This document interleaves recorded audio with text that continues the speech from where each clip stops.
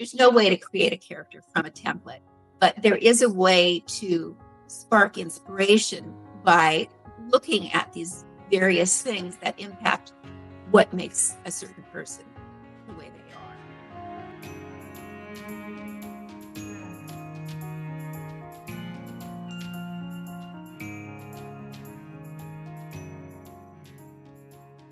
I loved reading all of your stuff today, and I wanted to start by talking a little bit about character, because there was some awesome development of character that we should probably go through.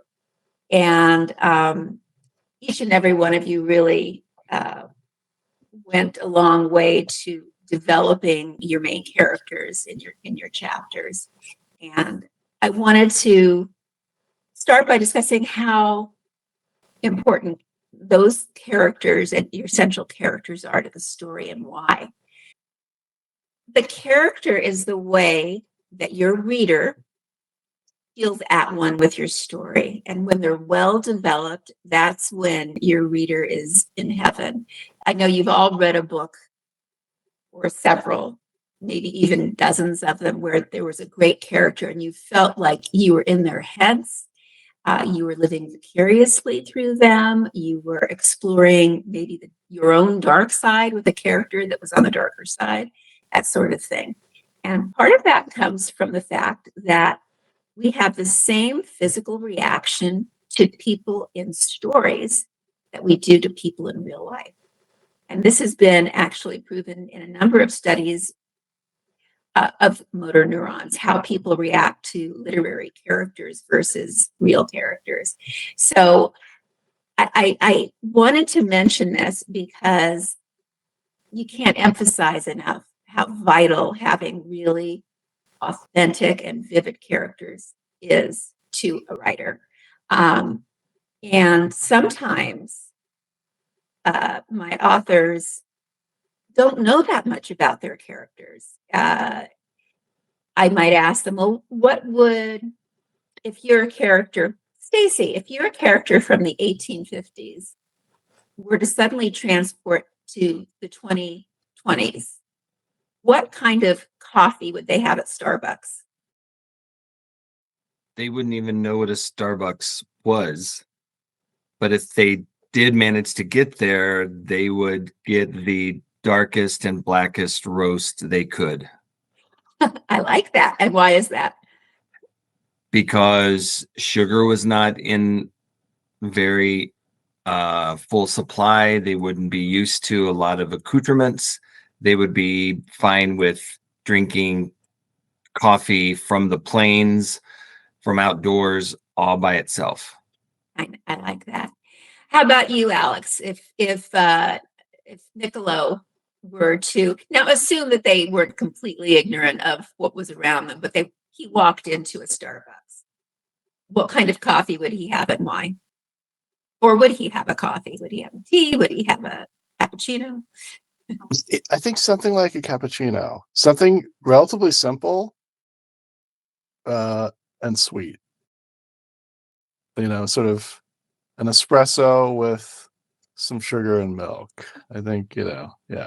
Is that purely from the culture? Or no, a little, but I'm trying to think personality, because he's, I think he's somebody who's, at least in his own head, relatively simple and straightforward. I don't think it's true in real life, but that's how he thinks of himself. And then he likes, he likes the nice things, and he would certainly have sugar if it was available. So you said, okay, those are two really important things. So his mindset is modest. He doesn't think of himself as something special. Knowing that about him really informs how you write that character, just as knowing, Stacey, that your character has very simple and basic tastes based on where he is and what he does. How about your main character, Melany? She would, if she were to go to a place like that, probably get something really healthy and new age-ish. And because I'm not that kind of person, I don't know what that drink is. but that's what she would get. So she has is she healthy in New Age? Is that what you're saying? She's pretty. When she's in a good place, she is. And what about when she's not in a good place? What is she? She would either forget to eat or drink or do something very unhealthy. Okay, so this is a broader look, but it also is very telling about her personality. Bardsy delivers the tools, guidance, and support you need to produce compelling novels. Our well-researched and thoroughly tested approach includes our minimum complete story, a 90-second exercise that keeps your writing on track while fueling creativity. Bardsy Publishability Index, a 23-dimension checklist that offers attainable goals and provides actionable feedback. And our brand new comprehensive character developer that helps you construct unforgettable characters. Come see for yourself at Bardsy.com today. Try our workshop or enter our first chapter contest. Then, when you're ready, Elite Membership delivers writing groups, personal coaching, and a curated community. With Bardsy, your work will captivate everyone, from agents to publishers, and, most importantly, your readers. And Pam, this is a difficult question for you because, of course, your main character is the maven of a tea dynasty. But if she couldn't have tea, what would she order at Starbucks? Man, you took it away from me. I was going to tell you that she would order tea. I know. I think if she ordered coffee, she'd try to have she wouldn't have a lot of flavors. She wouldn't have a lot of additives. I don't know if it would be plain. I think she would have black with sugar. It wouldn't be a sugar substitute. It would be as natural as she could get. And that is because she's such an advocate for utilizing food that comes from nature. So I think even in her drink, she wouldn't put a false creamer in it. It would just be sugar and maybe milk or cream. It would be very something where the ingredients are very simple and straightforward. Okay. Would she use honey? Oh, probably not in her coffee, but she would in her tea. Interesting. My mom used to drink her coffee with honey and milk. I just brought that back to me. Okay, so this is a very simple exercise, but the point is that you really need to know your characters on a cellular level, if not a cocoa bean level. So, it's important to know things about them that will never be in the book because you need to be able to step into their minds and to really read them in any situation. And ideally, that will transfer to your readers where they can imagine them in different situations and they can take them out for a Starbucks and wonder. I know that's a very simplistic example, but it works usually. And it just goes to show that we're looking for resonance, relatability with characters, even if they're a very, very different character. There is always something that's relatable or that strikes a chord in somebody else. I mentioned earlier, it can be a really evil character. And, we all have a dark place in ourselves. So maybe being able to explore that dark side within the safety of a book is something that somebody will really enjoy. So that might be the reason that people like horror, for example. But there's always something. And the two most important things, I think, when you are developing characters is to think about their relatability and their authenticity. So you really, if the reader can kind of graft on to some of their qualities and traits, then they are along on the ride with them. And that makes it all the more memorable an experience. Now, I couldn't mention characters without mentioning two things. One is that my partner at Bardsy, Adam Simon, just wrote a book on character, which is available on Amazon. And it's a guide to developing characters. And another is that we have thing that you can use on our website, and there's absolutely no cost to come to the website, Bardsy.com, and use this. It's what we call our character developer. And I was just going to show it to you briefly.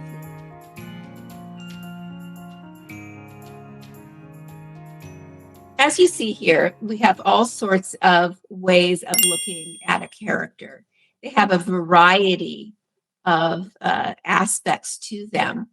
And they're physical traits, psychological traits, sort of the social environment within which they navigate, and the period of time in which they're navigating as well. You can flip through all these things, and the first thing that you see here is that there are various components to almost every character that you write. As an author, you're going to take pieces of yourself. You always do. And it's a good idea when you're developing a character to think what you want to pull from yourself that might really make your character resonate. Because when you're talking about someone you know intimately, it usually does work. We also have archetypes that we all pull from, cultural universals. We know that, for example, Scarlett O'Hara is the temptress, and there are, various qualities to a temptress, and that would be the kind of stereotype she would fall under. I can't think offhand of anything I have in common with Scarlett O'Hara, but I'll keep thinking about that. And then there are people that you do know in real life, or literary characters that you do know, but you've got to be careful not to copy literary characters. But for example, if you know somebody who is, if you were writing about Scarlett O'Hara, if you knew someone who was incredibly social and very smart and sassy, maybe you would pull from that character in order to develop her. That's entirely possible. Then again, we have all these sorts of traits as well. These are physical and they're important. And again, you don't want to put every single physical trait in the first paragraph. That would just be ridiculous. It's very difficult to introduce the main character's appearance, especially if you're in their head, without it feeling forced. So that's something that needs to be done in different ways. And we can look at that in a little bit. But you can see all these different elements to appearance, to movement, how they sound, how they convey themselves. Then you can look into their psychological being. What do they believe in? What are they motivated by? What do they love? What do they hate? Who do they feel an obligation to or a commitment to? How do they see themselves? How do they see other people that they have relationships with? Are they manipulative? Are they subservient? What kind of emotional control do they have or not have? Are they emotionally intelligent? This is always a good one. Some people are clueless. Others are incredibly smart. I think that Scarlett O'Hara, for example, was off the charts with her emotional intelligence. Not necessarily in a good way, but in a way she could manipulate just about anybody. What is the mental health situation of your characters? Now, this is tricky too. You don't want to start putting a bunch of labels and then misapplying them. But think about what their state is. You know if your character is depressed. You know if they have an eating disorder, maybe OCD. Those are fascinating things to show in a character. And I think, Melany, you do a spectacular job with that in this chapter that you presented today. She's definitely got a little OCD going on. And I think the way you just show it rather than tell it and make it a very active part of her personality throughout is really brilliantly done. So it really adds depth if you can show that they behave in a certain way. What are they afraid of? This is something that can carry through. It's something that may be a key to what their conflict in the book is. And then how do they cope? How do they deal with these things? Now, I know Lenora in your book, Pam, has been coping for a very long time with a huge secret. And her mechanisms are very specific, and we'll discuss those later.